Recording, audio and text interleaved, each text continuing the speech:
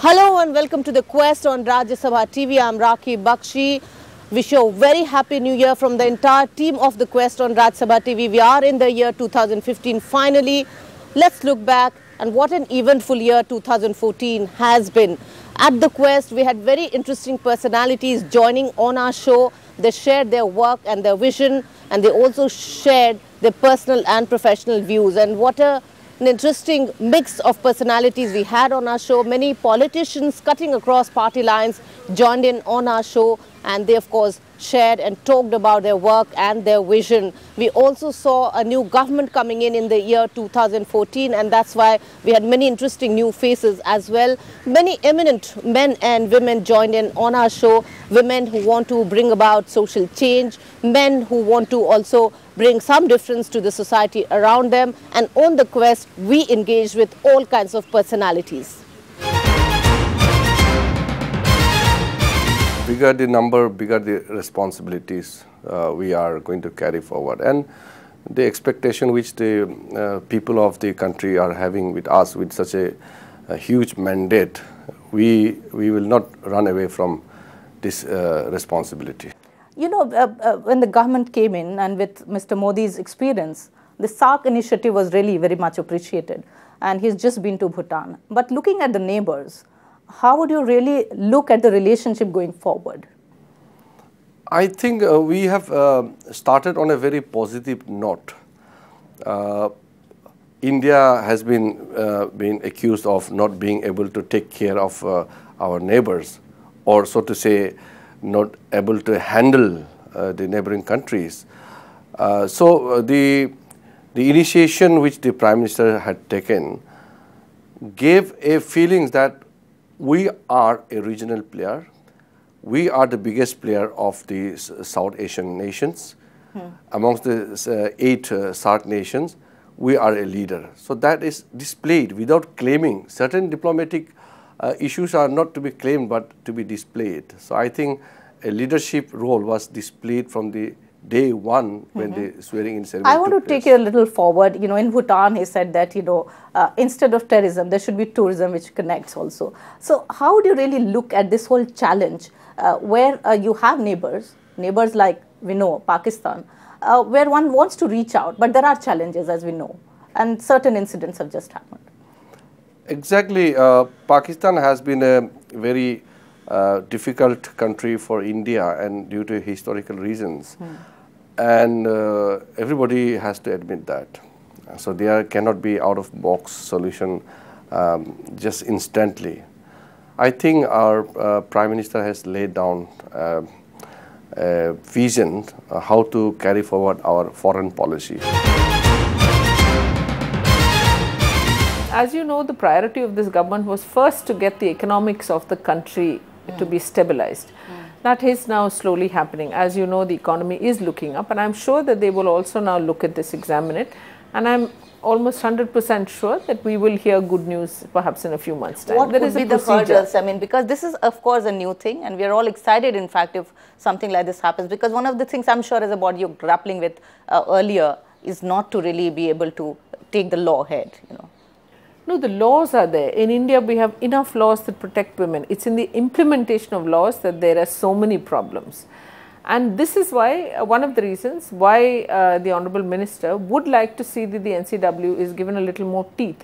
Because then it gives us the right to be actually able to try and put some changes into effect, not just question or try to revise or recommend.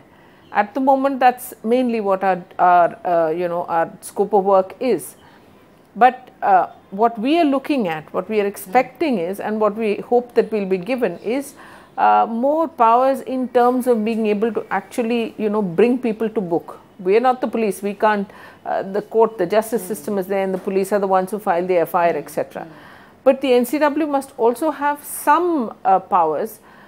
Not overreaching. It's not as if we are going to challenge the court or the police or the other systems that are in place, but perhaps work in tandem with them, in partnership with them, and see that, for example, if we issue a summons, somebody they don't bother to come to reply, they don't give any replies, they don't come to meet us, then we should be able to at least have the power to, give them some sort of punishment. I'm not saying send them to jail or stuff like that. That, of course, is the job of the courts. The justice system is already pretty efficient, but they're also overburdened. Who is the right candidate is sometimes difficult to say. What is right?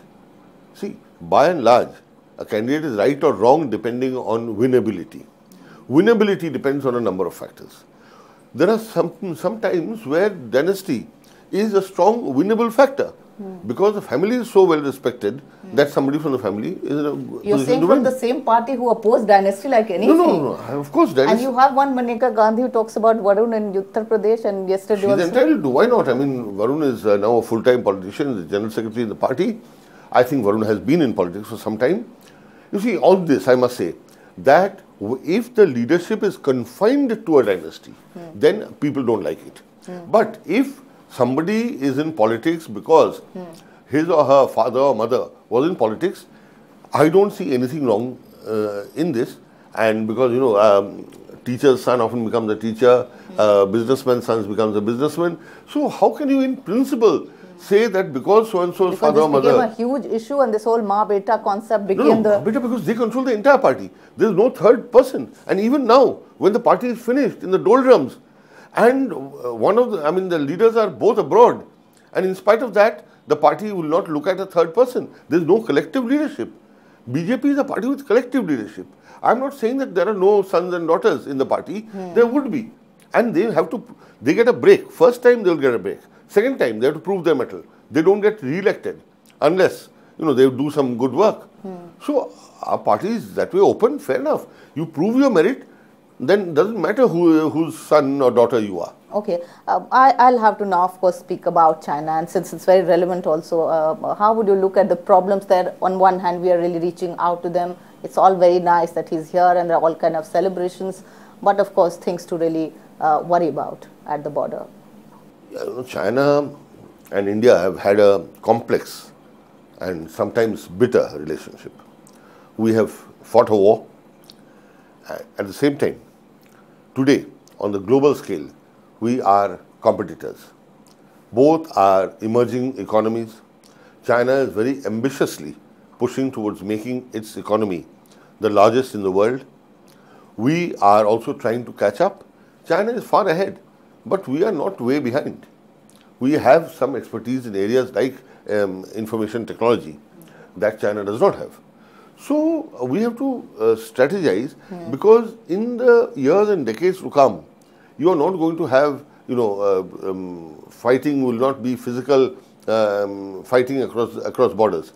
It will be primarily in chambers of information technology over computers. And so, I think we are pretty much at par with China, and we have to agree to a point that, look, we leave aside certain contentious issues which cannot have an immediate solution. And let us see how we develop each other's economy and how we build our trade between the two countries.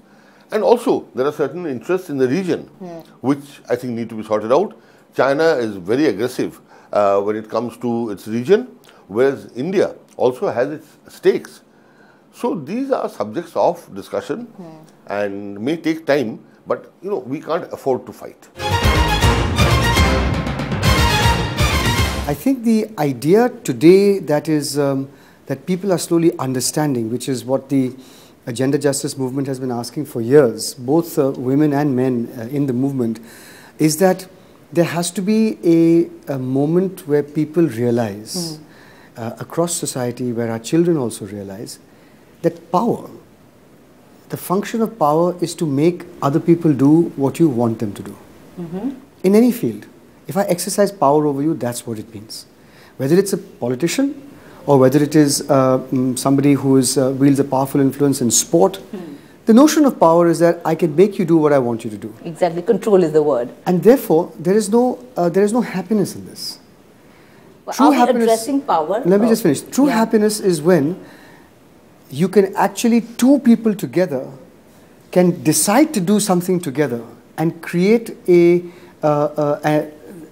something together that both are responsible for. Both people express themselves, but at no point of time try and take one over the other. And so this very foundational idea is largely missing from today's discourse. That the idea today, the idea that prevails today is that success and power, and it is definitely, without any doubt, a patriarchal construct. So to dissolve that is a very, very difficult solution, because men will struggle and will try their best, and their fingernails will bleed, but they will grab on and hold on to power for as long as they can. So what should be happening? In fact, you talked about it all as we listened to you, but how you're looking at the road ahead? I mean, what should really happen now? Well, I think the only genuine long-term solution is to approach the problem from all sides, but at its root. And at its root, whether it is rural rich, rural poor, urban rich, urban poor India, it has to start with our boys. We have to raise our boys better. But for that, we have to first believe in the entire philosophy behind the gender justice. So what are the critical points we should look at? Well, I think the point I made yesterday is that it's too late now for our boys to be told what to do. Respect women, treat everybody equal. These are concepts that are very difficult to understand. We have to show it to them. So you can be sure that if a boy sees his father walking 2 steps of his mother when they go to catch a train, you can be sure that the boy is going to treat his wife like that. So the idea here is that the actual lens is pointed not just at the children, but at the elders in the family, to say, what do we really think about this? Do we really practice this? I mean, take me, for example. I mentioned yesterday, my mother never entered the kitchen. My father cooked for the family. He made our tiffin boxes. He gave us oil massages. She pushed me to play rugby and boxing. Quite in that respect, quite opposite to what you expect. So when I went to my friends' houses, I would see their mothers in the kitchen, and I would say, is your father ill? Well, why isn't your father cooking? Actually, that's what explains to me why you are what you are, in fact, as an actor. But hold up a second. As I grew up, I began to think that, wow, what a gender equal family I came from. But it's not entirely true. My deadlines for going out were different from the deadlines given to my sister. When I brought a girlfriend home, it was met with much less resistance than when my sister brought a boyfriend home. So even there, if you really cast the lens harshly on the family, there was definite gender disparity, and there was definite favoritism towards me, much less than in other families. But now that you've talked about it, Rahul, let's look at your journey, that you became an actor, but also a sensitive actor, so to say. So these influences have really worked for you. Without a doubt. But you know, Rakhee, I'm a firm believer that no matter what your nurture, your nature will win. There are some very violent and very disruptive people I know who came from very peaceful families, with very peaceful parents, with peace-loving parents, very nurturing parents. And there are some children who have a tremendous sense of compassion and love, but they come from the most fractious, most violence-ridden families. So I truly believe that, I mean, there's no actor in my family. So I do believe that your basic nature will win. Nurture can temper or shine, polish or dim certain parts of your personality. So in that respect, I think I own my sensitivity. So you're watching The Quest here on Rajya Sabha TV. We are in the year 2015, and right now we are showing you a roundup of The Quest episodes in 2015. Keep watching. We enjoyed this show as much as you have watching them. Keep watching. We are going in for a very short break here right now. Welcome back to the show. You're watching a roundup of The Quest, the episodes that we shot in 2014, and so many personalities joined in, and they were very happy to be on the show, and our entire team actually enjoyed, and it was such an experience to having them on the show here on The Quest. Welcome back to the show once again, and you're watching this roundup of The Quest 2014. What is so difficult about being secular? I mean, the Prime Minister has defined secularism, did so when he began the election campaign. He said over and over again Now, if people don't want to hear, I can't blame the Prime Minister. Over and over again, that, you know, that we are a democracy. The temple of this democracy is Parliament. Right? The book of democracy is the Constitution of India. The Constitution of India is a secular document. What better definition of secularism that can you get than him going out on the campaign trail and saying that I want to see Muslims who have a Quran in one hand and a computer in the other. This is it. When he says development for all, this is it. We don't want tokenism. I tell you, the minorities and Muslims... using the word tokenism, and let me take the liberty of asking another question there. Of people expect more representation. When you're talking about, you know, bettering lives of any community, any section or class, you want representation. One would ask BJP as to where is the representation. Well, you know, that's again an evolving process. After all, you know, I happen to be a national spokesman of the BJP. Right? Is that representation or not representation? I am a Muslim. I'm very proud to be a Muslim. I'm very proud to be an Indian Muslim. Do you call that non-representation? I mean, but yes, there is an evolving process, and as more people come in, I'm sure, you know, governance is, after all, always a work in progress. Let's talk about some of your literary work also, and you've written so much, of course, Pakistan and all these. In fact, I would say areas of where someone would find trouble, Kashmir also, but you're trying to see another angle, and Kashmir is also going to elections. How would you look at your own, first of all, literary career? Are you giving it, again, more important space to work on?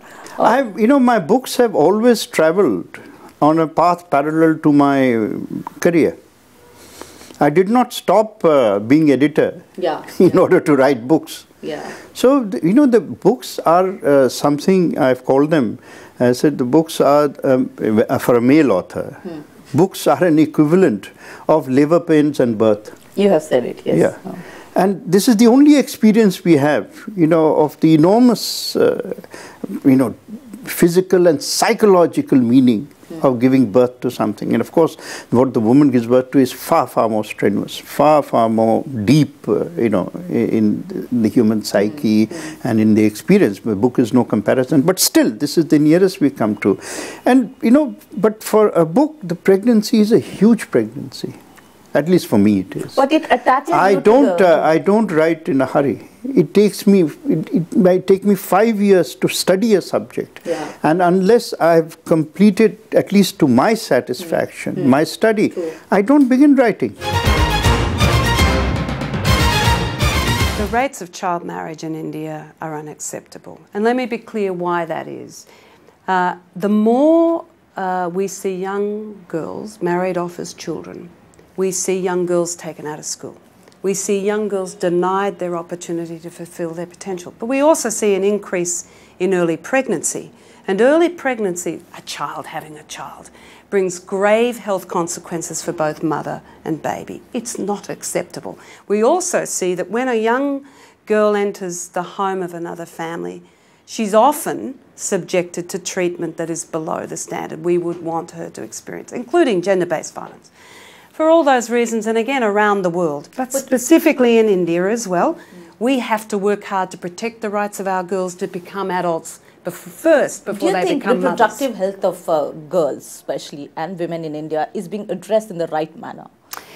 It's clearly not, or we would not see young girls married off. We would not see pregnancy in children. We would not see sexual violence against young girls. If you want to reverse that trend, you have to do three things. You have to make it wrong in law, but then you have to make it wrong in practice. And the best way to do that is to introduce comprehensive sexuality education, life skills education for both boys and girls, to teach them in an age-appropriate way, to develop the competencies, to have equal relationships that are respectful of each other. And then you need the leaders, the teachers, the community leaders and parents to support them in observing those best practices. Do you think everybody, government or civil society again, or media is addressing this issue after certain incidents happen in India? I think even coming from media, that there is more awareness in terms of media reporting more cases. Do you think enough is happening in terms of the real awareness and consciousness? Do you know any leader who has been silent on the issue? And if the answer is yes, not enough is being done. There is nowhere to hide on violence against women.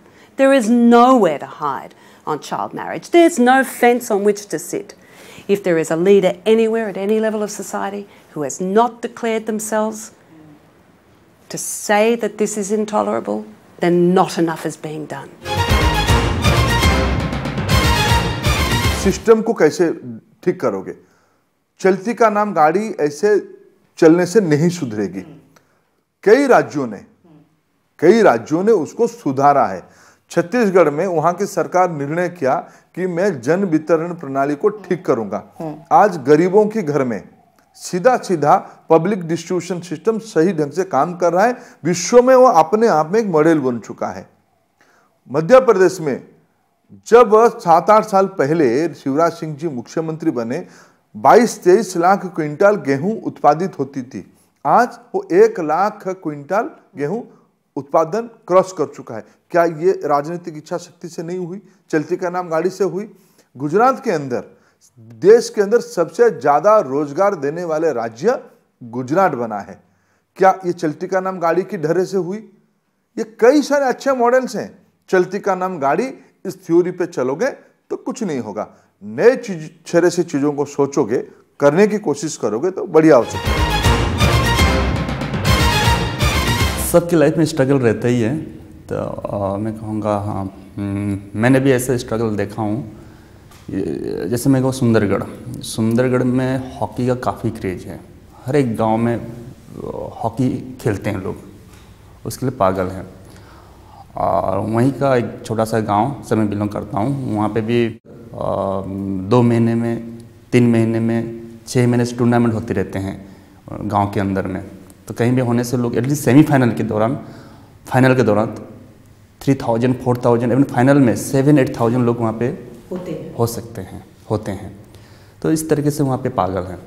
तो वहीं से आपको लगता था कि एक सपना था कि मैं भी बनूंगा हॉकी प्लेयर? और नहीं, इतना सपना नहीं था, मेरा सपना तो नहीं था, उतना मालूम ही नहीं था उस दौरान था। क्योंकि आपके पेरेंट्स भी हाँ, मेरे पेरेंट्स भी हॉकी खेलते थे, CRP में थे, और उनसे भी मैंने प्रेरणा ली। हाँ, क्योंकि उनकी वजह से मेरे मन में इंटरेस्ट आया। जब फादर आते थे गांव में, गांव की टीम के साथ खेलने चलते, मैं भी पीछे पीछे चले जाता था। और मेरे मन में हॉकी सामने, जब भी हम गांव में रहते थे हॉकी देखते थे, उसके अलावा कोई खेल नहीं था। तो वही देखने के बाद धीरे धीरे मन में पैदा हुआ, और स्लोली गांव से इस तरीके से हाँ, हॉकी स्टिक उधर फादर खेलते थे इसलिए लेके आते थे, उससे हम सीखते थे। लेकिन गांव में आप जो बोल रहे हैं, जो बम्बू का हॉकी स्टिक करते थे, लकड़ी को बेंड करके उसको वहाँ से हॉकी स्टिक बनाते थे, इस तरीके से हम लोग वहाँ पे शुरुआत की थी। There are two things one must keep in mind. One is your resources, and the other how best they can be used to deliver the objective of your mission. Okay, so here we are saying we must give all our citizens a decent quality of health care.